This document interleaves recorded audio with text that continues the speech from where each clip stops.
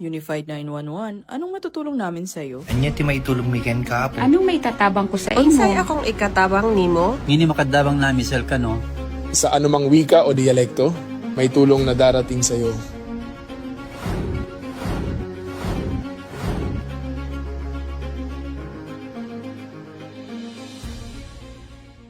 Lilingkod sa bawat Pilipino at magbibigay ng tamang impormasyon para sa tahimik at maayos na Pilipinas. Police News Network, alagad ng batas, tagapagtaguyod ng balitang pulis, sandigan ng mamamayan, patnubay ng katotohanan. La Campo Crame, maghahatid ng pinakahuling kaganapan at nagbabagang balita. Ito ang PNN Police News Network. At ngayon, ang inyong mga tagapagbalita.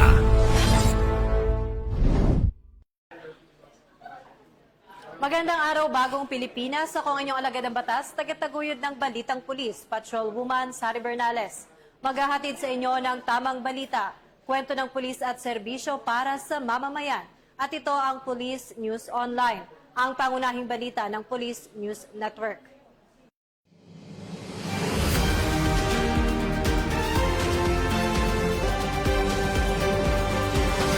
Narito ang mga balita ang hatid ng ating PNN correspondents mula sa iba't ibang panig ng bansa.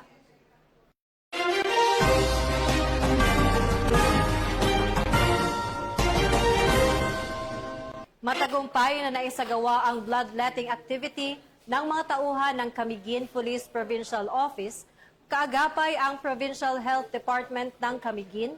Layo nito na matulungan ang mga pasyenteng may sakit na nangangailangan ng supply ng dugo sa probinsya ng Camiguin. Police Corporal Joel Subsuban sa report.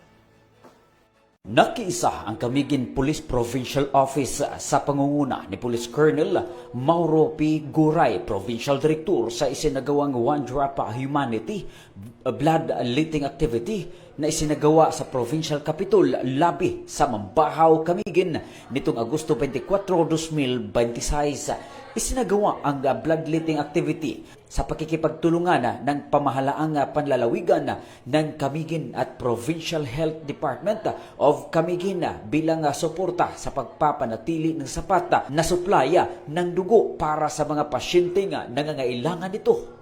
Nakibahagi ang mga personahe ng Mambahaw, Mahinog, Katarman, Sagay at Gensiliban Municipal Police Station kasama ang mga personahe ng Camiguin Provincial Headquarters. Ang simpleng pag-alay ng dugo sa mga kapulisan ay isang malaking paraan ng pagtulong sa kapwa. Sa pamamagitan nito, naipapakita ang tunay na diwa ng bayanihan, malasakit at pagkakaisa para sa isang mas ligtas at mapagmalasakit na komunidad. Isang patak ng dugo, isang pag-asa, isang buhay na maaaring mailigtas. Mula dito sa Campo Alagar, ako po ang inyong Police News Network correspondent mula sa Regional Public Information Office ng Police Regional Office 10, Corporal Joel Lazaro Subsuban, alagad ng batas, tagataguyod ng Balitang Pulis. Maraming salamat, Police Corporal Subsuban.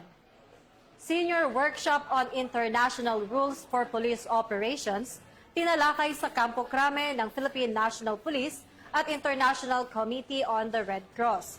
Yan ang balitang aking tinutukan. Mainit na tinanggap ngayong araw sa Camp Crame si Ms. Megan Rock, ang Head of Delegation ng International Committee of the Red Cross. Sa isang opisyal na courtesy meeting kasama ang pamunuan ng Philippine National Police upang simulan ang mas pinalakas na pagtutulungan para sa makataong pagpupulis. Sa naturang pagpupulong na ginanap ngayong araw, Agosto 26, kinumpirma ng PNP at ICRC na ang Pilipinas ang magiging host ng Senior Workshop on International Rules Governing Police Operations sa 2027. Ang aktibidad na ito ay daduluhan ng mga matataas na opisyal ng pulisya mula sa iba't ibang bansa upang talakayin ang mga tamang proseso at batas sa pagpupulis na nakabase sa paggalang sa tao. Sa pagitan nila Police Lieutenant General Bernard M. Banac, ang Deputy Chief PNP for Administration at Ms. Megan Rock, binigyang diin na ang pagkipagtulungang ito ay malaking tulong upang mas maging profesional at disiplinado ang ating mga pulis. Ang layunin ay matiyak na ang bawat huli, investigasyon o operasyon ay laging protektado ang dignidad at karapatan ng bawat Pilipino, lalo na ang mga sibilyan. Ito ay bahagi ng mas malawak na programa ng PNP na maging isang organisasyong tunay na maaasahan at igagalang ng publiko. Ang pagpili sa Pilipinas bilang host ng SWIRPO 2027 ay patunay na kinikilala sa buong mundo ang mga pagsisikap ng PNP na magbago at maging mas makatao. Sa pamamagitan ng workshop na ito, makakakuha ang ating mga pinunong pulis ng makabagong kaalaman at best practices mula sa ibang bansa na magagamit upang mapabuti ang serbisyo sa komunidad. Ito ay isang malaking hakbang tungo sa pagbuo ng isang bagong PNP na prioridad ay ang mabilis, tapat at nararamdamang paglilingkod sa bayan. Mula rito sa Campo Crame, ako po si Patrolwoman Sari Bernales, nagbabalita para sa Police News Network. Bagong PNP para sa bagong Pilipinas. Serbisyong mabilis, tapat at nararamdaman. Sa kulungan ng bagsak ngayon ng isang individual matapos mahuli sa saktong nagsusugal at nahulihan ng iligal na droga. Sa Anti-Criminality Operation ng Eastern Police District sa Barangay Pinagbuhatan, Pasig City. Ang sospek pinaniniwala ang sangkot sa ilang serye ng holdapan sa Pasig City. Ibabalita yan ni Patrolwoman Jenny May Dolor.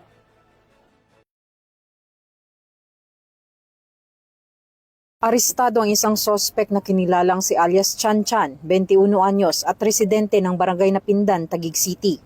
Matapos itong maaktuhan ng mga pulis Pasig habang nagsasagawa ng anti-criminality operation sa kahabaan ng Kaliwag Street, Barangay Pinagbuhatan, Pasig City. Naaktuhan ng mga pulis ang sospek habang nagsusugal ng Caracruz sa nasabing lugar habang nakatakas naman ang ibang kasamahan nito. Nakumpiska mula sa sospek ang 150 pesos na bet money at 3 pieces peso coins na ginamit bilang flippers sa Caracruz. Nakuha din mula sa sospek ang isang pirasong heat-sealed transparent plastic sachet na naglalaman ng hinihinalang shabu na may timbang na humigit kumulang 0.50 gram at may standard drug price na 3,400 pesos. Napag-alaman din na itong sospek ay labas-masok na sa kulungan sa kasong pagbebenta ng iligal na droga at kilala din di umano itong sangkot sa mga holdapan sa Barangay Pinagbuhatan kung saan mga estudyante ang kadalasang target nitong biktimahin. Mahaharap ngayon ang sospek sa patong-patong na reklamo. Kasalukuyan naman itong nakadetain sa Pasig City Police Station Custodial Facility para sa kaukulang disposisyon. Ito ang bagong PNP para sa bagong Pilipinas. Serbisyong mabilis, tapat at nararamdaman.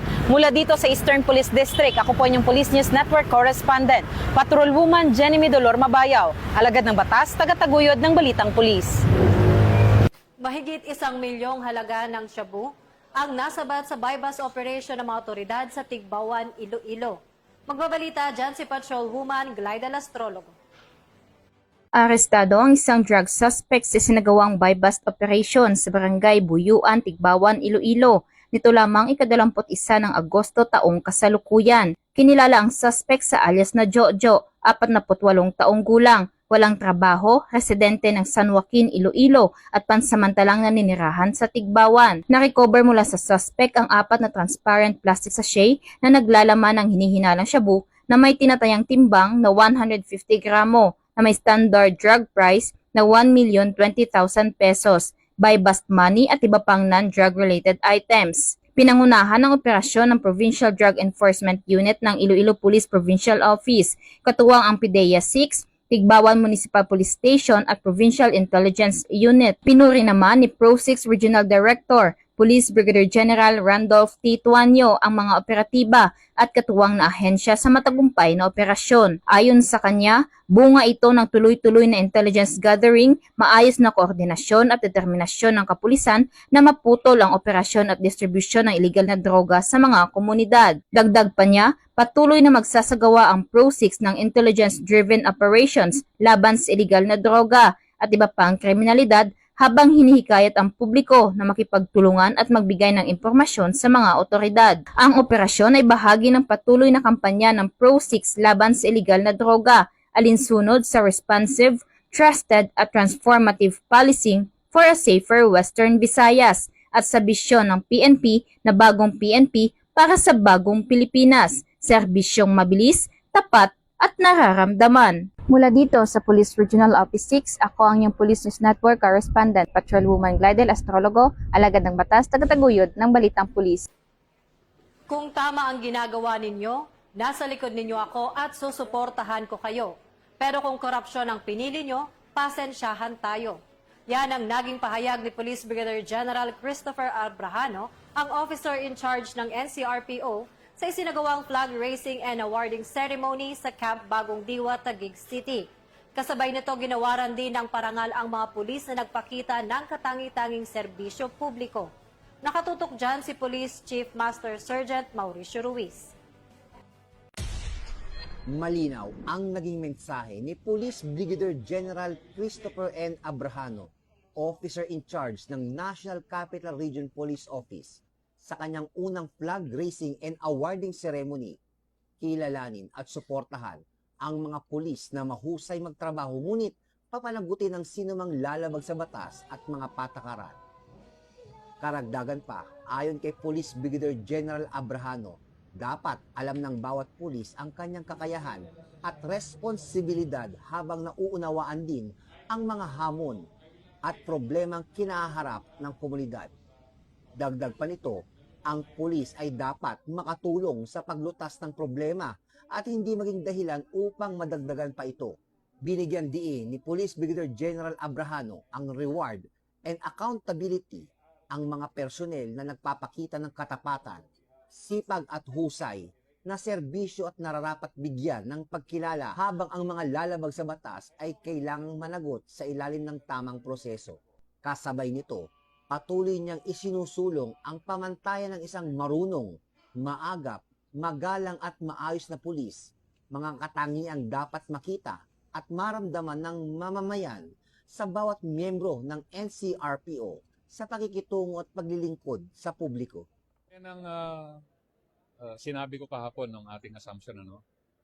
We will reward those who do good and we will punish those who don't. So yun lang, napakasimple lang. Gawin natin ang tama. At huwag na tayong dumagdag sa problema ng ating bansa. People expect us to be magalang, maayos, marunong at maagap. Tulad na lang sinasabi ni Chief PNP, kailangan fast response ang kailangan, ang hinahanap ng ating mga kababayan. So yun ang pauna nating mensahe sa ating mga kapulisan, and hopefully ang ating mga district directors would be in the ground to enforce that at to make sure na itong ating mga kapulisan nga ay makikita sa kalsada. At the same time, habang ginagampanan nila ang kanilang mga tungkulin, makikita rin natin ng ating mga kababayan na magalang at maayos ang ating mga pulis. Sa ngalan po ng aming Force Commander, Police Colonel Celso M. Rodriguez. Ako po ang inyong Police News Network Correspondent, Police Chief Master Sergeant Mauricio Bonilla Ruiz. Alagad ng batas, tagataguyod ng Balitang Pulis. Maraming salamat, Police Chief Master Sergeant Ruiz. 72% ng mga Pilipino nakaramdam ng seguridad sa kanilang mga komunidad ayon sa Okta Research Survey. Yan muli ang balitang aking tinutukan. Lumabas sa Q2 2026 tugon ng masa survey ng Okta Research na 72% ng mga Pilipino ang nakakaramdam ng kaligtasan sa kanilang kinabibilangang komunidad. Sa naturang survey na isinagawa noong July 4 hanggang 11, sa 1,200 adult Filipinos, naitala na 68% ang hindi natatakot maglakad ng mag-isa sa gabi, habang 54% naman ang hindi nangangamba na pasukin ng magnanakaw ang kanilang mga tahanan. Ikinagalak ng Philippine National Police ang mga resultang ito bilang positibong palatandaan ng tiwala ng publiko sa kapayapaan at kaayusan sa bansa. Gayunpaman, binigyang diin ni Chief PNP Police General Jose Melencio Nartates Jr. na hindi ito dahilan upang magpadala sa kumpiyansa, kundi isang hamon para sa pambansang pulisya na lalo pang pagsumikapin ang pagpapanatili ng seguridad sa araw-araw na pamumuhay ng mamamayan. Upang mapanatili ang tiwalang ito, patuloy na patatatagin ng PNP ang kanilang Enhanced Managing Police Operations sa pamamagitan ng mas pinalakas na police visibility, mabilis na pagtugon sa saklolo at pakikipagtulungan sa mga lokal na pamahalaan at komunidad. Binigyang diin ng pamunuan na ang tunay na tagumpay sa pampublikong kaligtasan ay hindi lamang nasusukat sa mababang antas ng krimen, kundi sa malayang paggalaw at pamumuhay ng bawat Pilipino nang walang kinatatakutan. Mula rito sa Campo Crame, ako po si Patrolwoman Sari Bernales, nagbabalita para sa Police News Network. Bagong PNP para sa bagong Pilipinas. Serbisyong mabilis, tapat at nararamdaman. At yan ang mga balitang nakalap ng ating PNN correspondents mula Luzon, Visayas at Mindanao. Para sa mas malawak at mabilis na ulat ng mga balita, i-like, follow and share kami sa aming Facebook account ng Police News Network at sa Twitter account para sa mga real-time updates at YouTube channel para sa mga live stream at replays. Manatiling mapagmatsyag at laging alamin ang totoo. Sa ngalan ng pamunuan ng Philippine National Police sa pangunguna ni Chief PNP Police General Jose Melencio Nartates Jr. at sa pamumuno ni President Ferdinand Bongbong Marcos Jr., kami ay maglilingkod sa bawat Pilipino at magbibigay ng tama at balanseng balita. Mula rito sa tanggapan ng tagapag-ugnay ng Pambansang Pulisya, ako ang inyong alagad ng batas, tagataguyod ng Balitang Pulis, Patrolwoman Sari Bernales. Maghahatid ng tamang balita at serbisyo para sa mamamayan at ito ang Police News Online. Ang pangunahing balita ng Police News Network. Ito ang bagong PNP para sa bagong Pilipinas. Serbisyong mabilis, tapat at nararamdaman.